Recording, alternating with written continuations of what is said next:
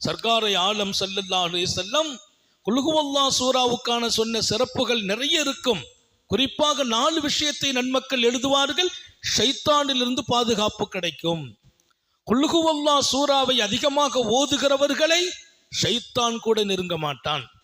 குல் ஹுவல்லாஹ் சூரா அதிகமா ஓதுகிற வாய்ப்பு கிடைத்தால் இரண்டாவது அல்லாஹ்வின் அன்பு கிடைக்கும். அல்லாஹ் நேசிப்பான் அவர்களை. உத்தம நபி ஸல்லல்லாஹு அலைஹி வஸல்லம் கேள்விப்படுகிறார்கள். ஒரு சஹாபி எல்லா நேரத்திலையும் ஓதினார். ஏம்பான்னு கேட்டாங்க. நான் அதை பிரியப்பட்டேன் யா ரசூலல்லாஹ். அப்படியா? அப்படியானால் அல்லாஹ் உன்னை பிரியப்படுவான் என்றார்கள். இந்த பிரியம் ரப்புடைய பிரியம். அப்ப ஷைத்தானிலிருந்து பாதுகாப்பு. இரண்டாவது ரப்பினுடைய நேசம்.